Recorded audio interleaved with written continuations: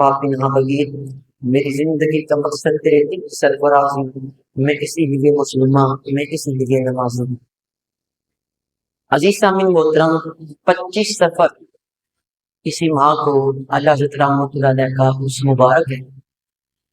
داتا صاحب رحمۃ اللہ علیہ کے بھی اسی ماہ میں ہے، جس کے بابا بلے شاہ رحمۃ اللہ علیہ کے بھی اسی مہینے میں ہے۔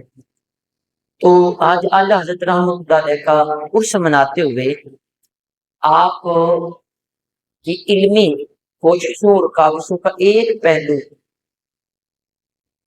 آپ کے سامنے عرض کرتا ہوں، جو آپ کی کا وہ پہلو ہے رد بدعات کے حوالے سے، بدعت کو دور کرنا، بدعتیں ختم کرنا۔ اعلیٰ حضرت رحمۃ اللہ علیہ آپ کا قلم اس معاملے میں انتہائی سخت اور قاطعانہ تھا، کہیں بھی لچک نظر نہیں آتی۔ اور اگر آپ یہ ٹاپک سنیں گے تو آپ کو یقیناً پتہ چلے گا کہ سنی بریلوی کیا ہوتے ہیں اور ان کا عقیدہ کیا ہے، اور یہ بدعتوں کو ختم کرنے کے معاملے میں کس قدر یہ سخت ہے۔ بلکہ ہماری اکثر جو نوجوان نسل ہے اس کو گمراہ کیا جاتا ہے کچھ مسالے کی طرف سے، وہ کہتے ہیں کہ دیکھو سنی ایسے ہیں، سنی ویسے ہیں، ان میں ایسے ہے، تو وہ سارا ملبہ جو ہے نا گند کا وہ ہمارے اوپر ڈال دیتے ہیں، جبکہ ہمارا اس کے ساتھ دور دور کا بھی تعلق نہیں ہے۔ اللہ حضرت رحمۃ اللہ علیہ 50 سے زائد علوم کے اوپر مکمل گرپ آپ کو تھی، علم لدنی تھا آپ کے پاس، اللہ تعالیٰ نے دیا تھا، مکمل عبور حاصل کر۔ ہم ایک علم حاصل کریں تو وہاں ہم پھولے نہیں سماتے ہیں۔ ایک بندہ ایم اے کر لے نا ماسٹر کسی میں، اور اس میں ایم فل اور پی ایچ ڈی کر لے، بندہ بڑا کہتا ہے میں تو بڑی شہ بن گیا ہے۔ یہاں 50 علوم کے اوپر آپ کو دسترس حاصل تھی، اور تقریباً 2 درجن سے زائد پی ایچ ڈیز آپ کی ذات کے اوپر ہو چکی ہیں، اور ابھی مزید ہو رہی ہیں، تھیسیز مقالہ جات آپ کے اوپر لکھے جا رہے ہیں۔ تقریباً 30 جلدوں کے اوپر آپ نے 30-32 جلدوں کے اوپر فتاوی نظریہ لکھا ہے، اتنی موٹی وہ جلدیں، اور عام کوئی بندہ M Phil P H D scholar بھی ایک صفحہ درس نظامی کیے بغیر پڑھنے کے قابل نہیں ہوتا، اتنی مشکل آپ کی وہ میں علمی جو علمیت آپ کی تھی، علمی آپ کی کوشش تھی، دوسری وہ میں اس کی طرف نہیں جاتا، صرف آپ کا وہ پہلے کہ آپ نے بدعتوں کو کیسے ختم کیا اور آپ کا قلم کیسا تھا۔ اعلیٰ حضرت رحمۃ اللہ علیہ سے سوال کیا گیا سجدہ تعظیمی کے بارے میں، کہ تعظیماً کسی کو سجدہ کرنا اس کے بارے میں کیا ہے۔ سجدے کی آپ نے فرمایا 2 قسمیں، ایک سجدہ عبادت ہے، ایک سجدہ تعظیمی۔ جیسے نماز میں اللہ تعالیٰ کی عبادت کرتے ہوئے سجدہ کرتے ہیں، یہ والا سجدہ اگر آپ کسی کو کریں گے اللہ کے علاوہ، جبکہ نبی علیہ السلام کو کسی کو بھی ہو اللہ کے علاوہ، تو وہ سجدہ عبادت شرک ہے، اور شرک وہ گناہ ہے جس کو اللہ تعالیٰ معاف نہیں فرماتا۔ بتوں کو کرے، پیر کو کرے، کسی کو بھی کرے، وہ جائز نہیں، شرک ہے۔ دوسرا ہے سجدہ تعظیمی، ادب کے لیے کسی کے سامنے جھک کے اس کو سجدہ کرنا، اور یہ حرام ہے۔ یہ کیا ہے جی؟ سجدہ تعظیمی حرام ہے، سجدہ عبادت شرک ہے۔ حضور علیہ السلام نے سجدہ تعظیمی کے بارے میں فرمایا کہ اگر یہ سجدہ تعظیمی کی اجازت ہوتی تو میں عورت کو حکم دیتا کہ اپنی شوہر کو وہ سجدہ کرے، لیکن یہ جائز نہیں۔ حضور علیہ السلام نے کسی سے سجدہ تعظیمی نہیں کروایا، اور یہ بالکل جائز نہیں۔ عزیز سامعین محترم، جب آپ سے سوال ہوا تو آپ نے پورا ایک کتاب یا بک لیٹ اس کے اوپر آپ نے لکھا، الزبدۃ الزکیۃ لتعریم سجود التحیہ، پورا ایک رسالہ اس کے اوپر آپ نے لکھا، جس کے اندر آپ نے تقریباً 40 احادیث ذکر کی کہ سجدہ تعظیمی حرام ہے، سجدہ عبادت شرک ہے۔ 150 سے زیادہ آپ نے فقہی نصوص اس کے اوپر شامل کی، اور 20 آیات کا آپ نے حوالہ کیا کہ یہ سجدے جائز نہیں، سجدہ عبادت کریں گے تو شرک ہے، سجدہ تعظیمی کریں گے تو حرام ہے۔ ہوائی میدان میں وہ جو ڈبہ پیر ہیں جو اپنے آپ کو سجدے کرواتے ہیں، وہ جوہلا جو جا کے درباروں پہ سجدہ کرتے ہیں، آئیں نہ ہمارے ساتھ ان کا تعلق کیسے ہے؟ ہم سنی بریلوی ہیں، ہمارے امام عشق و محبت وہ علنی اعلان فرما رہے کہ یہ حرام ہے بالکل، اور یہ جائز نہیں ہے، اور یہ کبیرہ گناہ ہے۔ سجدہ تعظیمی کرنا حرام بھی ہے اور کبیرہ گناہ بھی ہے، اور فرمائے اس کے اوپر امت کا اجماع ہے کہ کسی کو قیامت تک سجدہ تعظیمی کرنے کی اجازت نہیں۔ جب یار سرکار دو عالم صلی اللہ علیہ وسلم کو صحابہ نے نہیں کیا سجدہ تعظیمی، تو کسی پیر کو بابے کو کرنے کی اجازت تو نہیں ہے بالکل۔ اب جو درباروں پہ جا کے کرتے ہیں وہ جاہل ہے، جاہل مطلق ہے، ان کا ہمارے ساتھ تعلق نہیں ہے۔ ایون کہ صاحب مزار دربار شریف والے کے ساتھ بھی ان کا تعلق نہیں ہے۔ بابا جی ایسے تو نہیں بن جاتے۔ حضور داتا صاحب رحمت اللہ علیہ بغیر پڑھے جہاں پہ آ گئے تھے۔ بابا بلے شاہ کی آج تک اشعار کو پڑھے ایک شعر انسان کے دل کو ہلا کے رکھ دیتا ہے۔ کیا قرآن و حدیث کا نچوڑ نہیں بیان کیا؟ کیا وہ علم کے بغیر کیا؟ آج یہ جاہل قسم کے لوگ ان مزارات کے اوپر فتوے لگاتے ہیں اور جاہلوں کو دیکھ کے ہمارے اوپر لگاتے ہیں۔ تو یہ سجدہ تعظیمی یہ بالکل حرام ہے۔ اچھا، اللہ حضرت رحمت اللہ علیہ سے جب یہ سوال کیا گیا ایک اور کہ جناب مزارات اولیاء کا طواف کرنا، درباروں کا طواف کرنا، اس کے بارے میں کیا ہے؟ اللہ حضرت رحمت اللہ نے وہاں پہ جواب یہ دیا، فرمایا کہ مزارات اولیاء کا سوال ایک پوچھا، جواب دیکھیں، فرمایا مزارات اولیاء کا طواف کرنا یا انہیں بوسہ دینا، قبر کو چومنا ممنوع ہے، منع ہے۔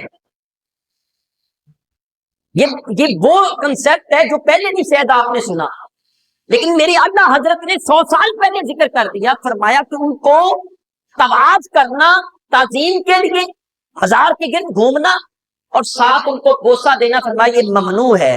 اور پھر آپ نے یہاں پر آگے مزید فرمایا کہ مزار کا طواف جو محض بنیت تعظیم کیا جائے ناجائز ہے۔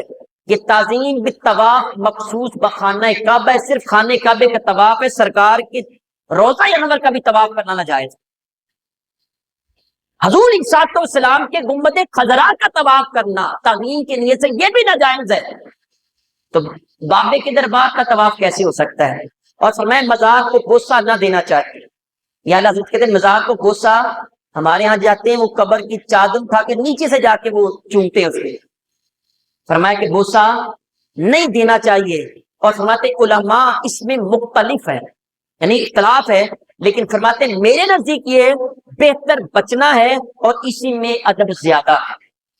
اچھا، اس سے آگے آپ اپنے ملفوظات میں حضور عیسیٰ السلام کے در دولت پہ حاضری دینے کے بارے میں فرماتے ہیں، کہتے ہیں کہ جب کریم آقا صلی اللہ علیہ وآلہ وسلم کے در دولت پہ جائے، مدینہ شریف جائے، حضور عیسیٰ السلام کے در پہ جائے، اللہ کرے ہم سارے وہاں پہ جائیں، اور یہ جو طریقہ ادب ہے یہ آپ نے ملحوظ خاطر رکھنا ہے۔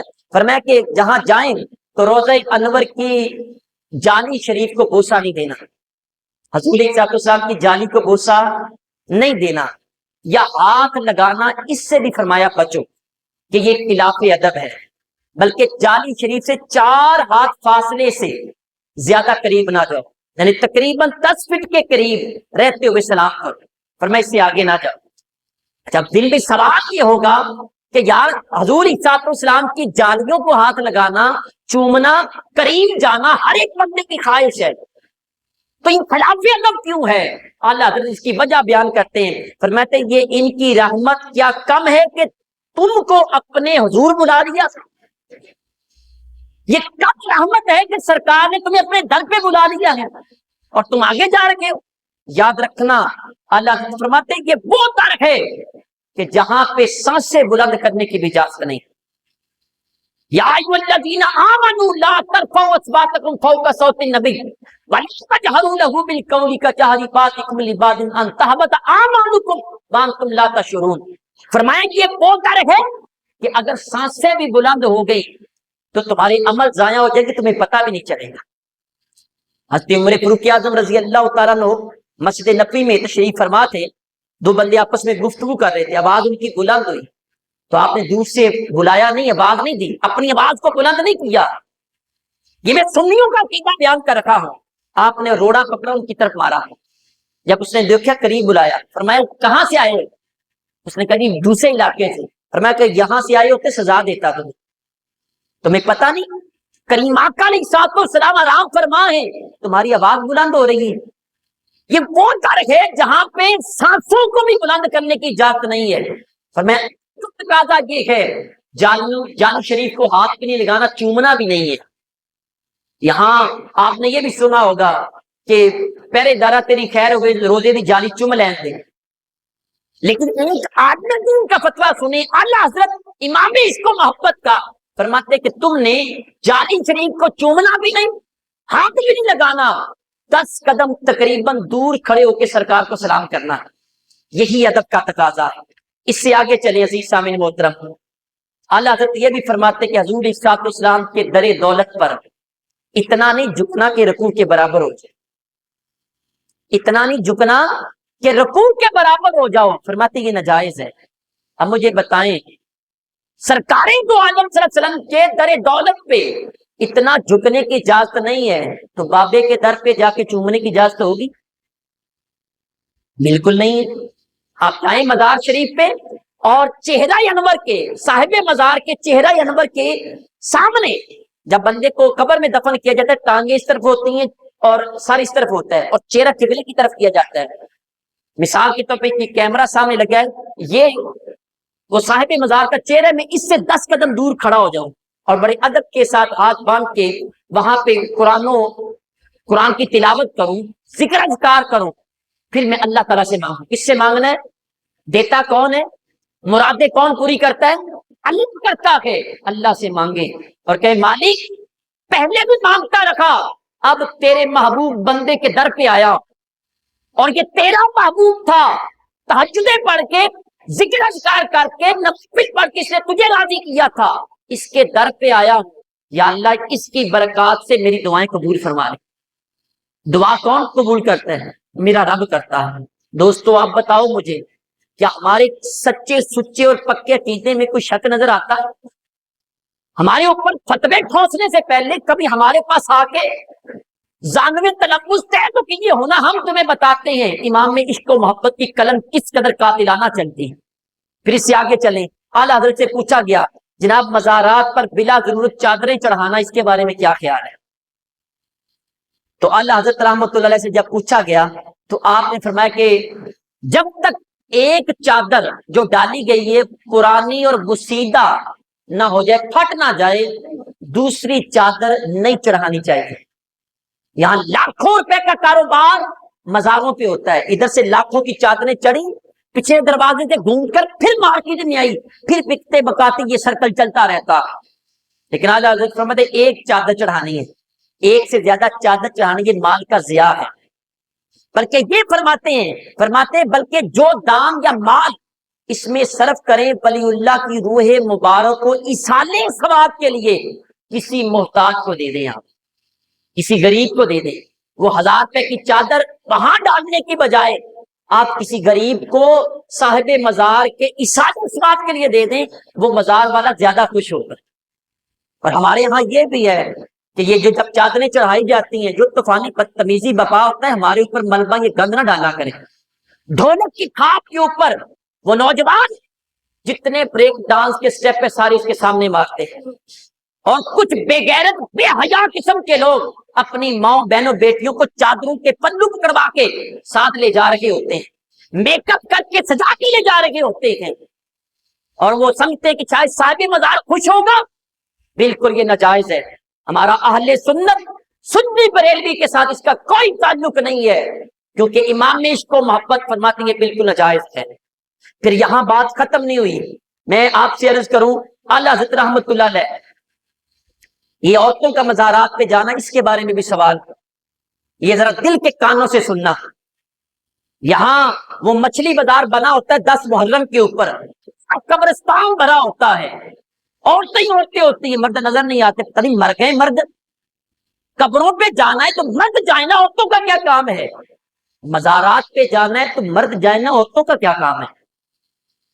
یہ جمعرات آتی ہے، کل تھی، آپ جائیں دیکھیں یہاں دربار شریف میں کیا کچھ نہیں ہوتا ہے. آپ کبوتر کی طرح آنکھیں بند کر لیں تو اس کا مطلب یہ نہیں کہ بلی وہ آپ کو دیکھ نہیں رہی ہے. نہ بند کریں، سمجھیں، کھولیں آنکھیں اپنی. میں نوجوان نسل سے کہتا ہوں کسی کے اوچھے ہتھ کنڈوں کا کوئی استعمال کرے تو اس کے کبھی بھی دامے فریب میں نہ آئیں. آئیں اپنے علماء کے پاس، پوچھیں سنیت ہوتی کیا ہے۔ تو اللہ حضرت رحمۃ اللہ علیہ سے پوچھا گیا جناب عورتیں جب مزارات پہ جاتی ہیں تو اس کے بارے میں شرعی حکم کیا ہے، کیا عورتیں جا سکتی ہیں؟ فرمایا یہ جو عورتیں کم عقل ہوتی ہیں اور ایسے ایسے کام کرتی ہیں، دیکھ رہے کسی بھی دربار پہ جا کے وہاں کتنے 100 دھاگے بندے ہوتے ہیں، درخت سارے دھاگوں سے بندے ہوئے ہیں، کون کرتی ہیں؟ عورتیں کرتی ہیں۔ پھر عورت کا مزار پہ جانا، اس کے بارے میں اللہ حضرت سے پوچھا گیا، ذرا میں پوری عبارت عرض کروں گا اور آپ نے دل کے کانوں سے یہ عبارت سننی ہے۔ اللہ حضرت رحمۃ اللہ علیہ سے پوچھا گیا نا جب عورت کا مزار پہ جانا، تو اللہ حضرت فرماتے ہیں یہ نہ پوچھو کہ عورتوں کا مزارات پر جانا جائز ہے یا نہیں، یہ نہ پوچھو۔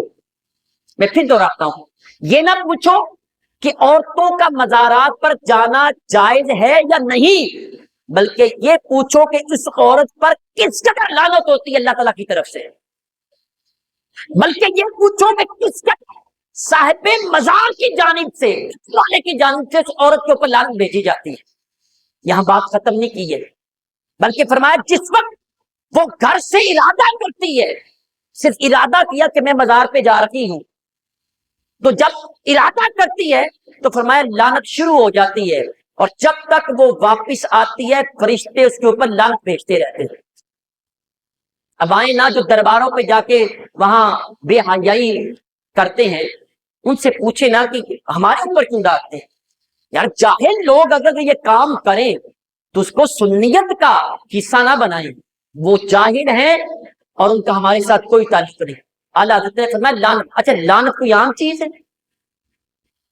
میرے کریم آقا صلی اللہ علیہ وآلہ وسلم آپ جا رہے تھے تو ایک شخص کی تہ بند چادر اڑی ہوا تیز آنے کی وجہ سے، جس کو پنجابی ہوا کا بلا جھونکا آیا، چادر اڑی، تو بندے نے کہا تیرے پہ لعنت ہو گئی، اور لعنت تیرے پہ چادر ڈالتی، بندہ کہتے نا پنجابی، تو وہ ہوا کے اوپر لعنت کی۔ میرے کریم آقا صلی اللہ علیہ وسلم نے فرمایا لا تلعنھا، اس پہ لعنت نہ بھیجے، فإنها مأمورۃ، یہ تو اللہ کے حکم کی پابند ہے، اللہ کے حکم کے بغیر ہوا نہیں چلتی۔ فرمایا فإنه من لعن شيئا ليس له بأهل راجت لعنت علیہ، فرمایا کہ جس بندے نے کسی جاندار یا غیر جاندار چیز کے اوپر لعنت بھیجی جو لعنت کی مستحق نہ تھی، چاہے جاندار ہو یا غیر جاندار، اس پہ لعنت بھیجی، وہ مستحق نہیں تھی لعنت کی، فرمایا وہ لعنت لوٹ کے اس بندے کی طرف آ جائے گی۔ لعنت ہوتی کیا ہے؟ لعنت ہوتی ہے اللہ کی رحمت سے دور۔ میں یہاں بیٹھا ہوں میرے رب کی رحمت ہے، آپ بیٹھے اللہ کی رحمت ہے، یہ ساری بلڈنگ کھڑی اللہ کی رحمت ہے، اللہ کی رحمت نہ ہو تو سب کچھ ختم۔ یہ کچھ چھوٹی سی بد دعا نہیں ہے۔ حضور صلی اللہ علیہ وآلہ وسلم جا رہے تھے کہ عورت آپ کے ساتھ تھی، وہ سواری پہ بیٹھی تھی، کجاوے پہ بیٹھی ہوئی تھی، اوپر وہ رکھا ہوا تھا، تو اونٹنی کو چلنے کے لیے کہا لیکن اونٹنی چلی نہ تیز، تو اس نے اونٹنی کے اوپر لعنت بھیج دی۔ اب جانور ہے اس کے اوپر لعنت، اور لعنت تیرے اتنے چل دی نہیں پئی۔ میرے کریم آقا علیہ الصلوۃ والسلام رکے، فرمایا کہ رک جاؤ، اس کا کجاوا اونٹنی سے نیچے اتار دو، اب یہ اونٹنی ہمارے ساتھ نہیں جا سکتی، اس کے اوپر لعنت بھیج دی گئی۔ غیر جاندار کے اوپر بھی لعنت کی اجازت نہیں ہے، جانور کے اوپر بھی لعنت کی اجازت نہیں۔ اور ہمارے ہاں وہ ہر بندے کی زبان پہ یہ ہے، گراؤنڈ چلے جائیں، چھکا نہیں لگا بیٹ پہ لعنت، بال پہ لعنت، بندے پہ لعنت، وہ ٹھڈا لگ گیا ہے تو زمین پہ لعنت، جوتی پہ لعنت، موٹر سائیکل بند ہو گئی اس کے اوپر لعنت، جانور تیز نہیں چلا اس کے اوپر لعنت، بندے نے قید چھوڑ دیا تیرے اوپر لعنت۔ اب بھائی کیا کر رکھے ہو؟ لعنت بیچنے کی اجازت نہیں ہے۔ اگر وہ لعنت کا مستحق نہ ہوا تو انسان کی طرف لوٹ کے آئے گی۔ فرمایا جو عورتیں مزار پہ جاتی ہیں اس پہ اللہ کتنی لعنت بھیجتا ہے، اور قبر والا کتنی لعنت بھیجتا ہے، اور گھر واپس آنے تک فرشتے کتنی لعنت بھیجتے ہیں، یہ پوچھو مجھ سے۔ یہ ہے امام میں عشق و محبت اعلیٰ حضرت۔ اعلیٰ حضرت عزیز سامعین محترم، اس سے آگے چلیں۔ اعلیٰ حضرت رحمۃ اللہ علیہ سے پوچھا گیا آپ سے کہ جناب فرضی مزارات بنانا، آج ڈبہ پیر بزنس والے پیر بہت زیادہ نکلے ہوئے ہیں، لفظ تو بڑے سخت لگتے ہیں کہ لاما صاحب بڑی سخت گفتگو کرتے، سخت نہیں ہے یہ آپ کو لگتی کیونکہ آپ کو پتہ نہیں تھا پہلے، گفتگو بڑی نرم ہے، شریعت کے عین مطابق ہے، قرآن و حدیث کی بات سامنے آئے تو بندے کو خوش ہونا چاہیے، ہمارے مزاج کے خلاف چلے تو ہمیں بڑی سخت لگتی ہے کیونکہ ہمیں پتہ نہیں ہوتا۔ آپ سے پوچھا کہ جی مزارات پہلے بنا لینا، آج لوگ کرتے ہیں اپنا بزنس جگانے کے لیے قبر ایسے بنا لی, بنانے کے بعد کہہ دیا بس ٹھیک ہے جی یہ قبر ہے, اور اس کے اوپر بزنس شروع ہو جاتا ہے. اور سوشل میڈیا کا دور ہے, بہت زیادہ ویڈیوز ایسی وائرل ہو چکی ہیں کہ جہاں کئی جگہ پہ دربار کھودے گئے, اندر سے کچھ بھی نہیں نکلا, اور پھر ہمارے نوجوان وہاں پہ بڑا پریشان ہو جاتے ہیں سنی ایسے ہوتے ہیں. اور بھائی سنی ایسے نہیں ہوتے, سنیوں کا عقیدہ سنو. اعلیٰ حضرت رحمت اللہ سے پوچھا گیا مزار بنانا, ابھی بندہ کھود نہیں ہوا فرضی مزار بنا لینا, فرمایا بالکل ناجائز اور حرام ہے, اس کی اجازت نہیں ہے. بعض دفعہ لوگ قبرستان کے اندر بیوی فوت ہوئی تو ساتھ کہتے کہ میں اپنی جگہ رکھنی چاہتا ہوں, کوئی قبر نہ بنا لے, تو وہاں پہ کیا کرتے کہ وہاں پہ فرضی قبر بنا لیتے, ایسی قبر بنا لی, چلو کل کو جب میں فوت ہوں گا میری اولاد مجھے یہاں دفن کر دے, کوئی اور اس کے اوپر قبر نہیں بنائے. فرمایا یہ ناجائز, یہ جائز نہیں ہے, نہ مزار جائز ہے نہ قبر جائز ہے. یہ اعلیٰ حضرت رحمت اللہ علیہ کا فتویٰ ہے. اس سے آگے چلے, اعلیٰ حضرت رحمت اللہ علیہ سے پوچھا گیا کہ جناب کیا پردے کے بارے میں پیر اور غیر پیر کا حکم کیا ہے؟ عورتیں جاتی ہیں پیروں کے پاس, تو اس کے بارے میں کیا حکم ہے؟ تو اعلیٰ حضرت رحمت اللہ علیہ فرماتے ہیں, آپ نے فرمایا کہ پردے کے باب میں پیر اور غیر پیر ہر اجنبی کا حکم یکساں ہے, چاہے پیر ہو جتنا بڑا مرضی ہو, وقت کا غوث سبب کیوں نہ ہو, پردے کے لیے سب کا حکم برابر ہے. عورت اس کے سامنے بے پردہ نہیں جا سکتی, 4 گھنٹے بیٹھ کے میٹنگیں ہونا, کیا یہ جائز ہے؟ نہیں, بالکل جائز ہے, ہمارے اوپر نہ ڈالا کرو. یہاں کئی ویڈیوز وائرل ہوئی, وہ پیروں کی جفیے ڈالتی ہوئی, وہ بھی یہاں پہ ویڈیو سب کے سامنے آئی. یار اس کا ہمارے ساتھ کیسے تعلق ہے؟ بتائیں نا ہمیں کہ یہ اہل سنت و جماعت کے ساتھ اس کا تعلق کیسے ہو سکتا ہے. اعلیٰ حضرت رحمۃ اللہ علیہ فرماتے ہیں کہ جوان عورت کو چہرہ کھول کر سامنے آنا بھی منع ہے, وہ چہرہ بھی نہ دکھائے. ہاں اگر وہ روحانی علاج کرتے ہیں تو آپ ڈاکٹر کے پاس جانے کی اجازت ہے, عدالت کے سامنے چہرہ کھولنے کی اجازت ہے, شناختی کارڈ کے لیے آپ نے فوٹو بنوانے کی اجازت ہے, ڈاکٹر سے علاج کروانا کی اجازت ہے, شریعت نے مجبوری کی طرح اجازت دی ہے.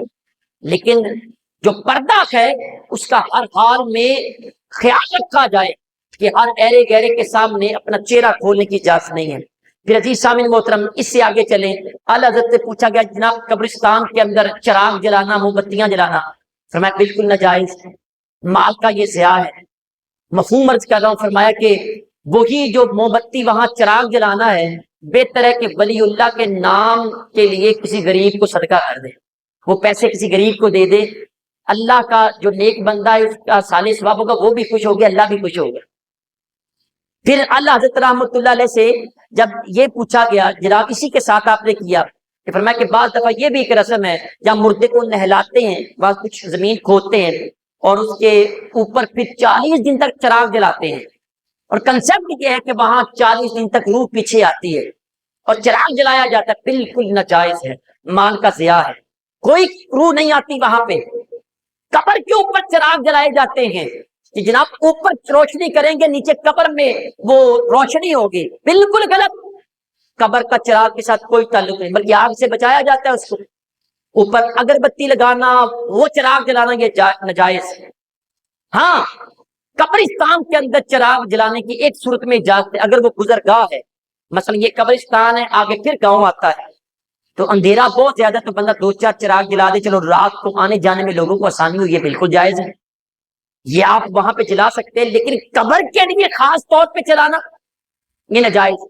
اب یہاں پہ لوگ جاتے ہیں جی کہاں جی بابا جی کے دربار پہ گئے تھے, وہاں پہ چراغ جلانے گئے, تیل لے کے گیا ہوں وہاں چراغ جلانے گیا تھا, اور بھائی کہاں لکھا یہ جائز؟ اب وہ جو چیز ہے قبر کے اوپر چراغ جلانے یا قبرستان میں جلانے والی, وہ تو روشنیاں آ گئی, لائٹ آ گئی, وہ بھی جو علت ختم ہو گئی. اب تو ایک بند وہ پورے قبرستان میں روشنی کر سکتا ہے, رستہ دکھا سکتا ہے, تو یہ بھی جائز ہے ناجائز ہے. عزیز سامعین محترم, اللہ حضرت رحمت اللہ علیہ کے بہت زیادہ بدعات کو ختم کرنے کے لیے فرمایا غیر عالم کا واز سننا ناجائز ہے, غیر عالم کو واز کرنا یہ حرام ہے. ہمارے ہاں ان پڑھ جاہل قسم کے خطیب جب ممبروں پہ بیٹھ گئے اور انہوں نے کہانیاں قصے سنانا شروع کر دیے. بد کردار ناٹک آ گئے اور بے عمل اسٹیج سیکٹری آ گئے اور کہانیاں قصے گھڑ گھڑ کے لمبی لمبی باتیں کر کے سنانا شروع کر دی اور اس کا اثر بالکل ختم ہو گیا. کانوں کے چسکے تک، بیلوں تک تو جب تک سیب کی جیب سے بیلیں نکلی اس وقت تک نعت کا شعر بلند رکھا، تقریر کا شعر بھی بلند رکھا. جیسے پیسے ختم ہوئے ساتھ ہی وہ عالم دین بھی ٹھس ہو جاتے ہیں. اسی وجہ سے آج کی ہمارے معاشرے کے اندر بے عملی ہے. آج باتیں اثر نہیں کرتی، آج کانوں سے ایک کان سے سنتے دوسری طرف نکل جاتی. وجہ کیا ہے کہ وہ وہاں پہ عالم دین نہیں بیٹھے ہوتے، بے عمل لوگ بیٹھے ہوتے. اور فرمایا کہ بے عمل جو بندہ ہو، جو عالم نہ ہو، اس کا گفتگو کرنا، اس کا بات سننا، یہ دونوں چیزیں یہ ناجائز ہے. پھر عزیز سامعین محترم، یہاں تک اللہ حضرت نے فرمایا، آخری بات کرتا ہوں، فرمایا کہ یہ جو لنگر لوگ پھینکتے ہیں، میلاد شریف آ رہا ہے، کوٹھے پہ چڑھ کے بہت زیادہ بدتمیزی کرتے ہیں. ہر دفعہ میں بڑی شد و مد کے ساتھ مخالفت کرتا ہوں اور لوگ جو سنتے مانتے بھی ہیں تو لنگر سے لٹایا جاتا ہے. فرمایا بالکل ناجائز ہے، توہین ہے رزق کی. اور یہ رزق جب آ جائے دوبارہ یہ واپس چلا جائے، دوبارہ یہ واپس نہیں آتا ہے. اس کا ادب کیا کرو، یہ بالکل ناجائز اور غلط طریقہ ہے. لوگوں کو بٹھائیں، ادب کے ساتھ کھلائیں، یہی بہترین طریقہ ہے. اللہ تعالیٰ کی بارگاہ میں دعا ہے جو کچھ پڑھا سنا اس پر عمل کر کے آگے پہنچانے کی توفیق عطا فرمائے. وما علیہ الا البلاغ المبین.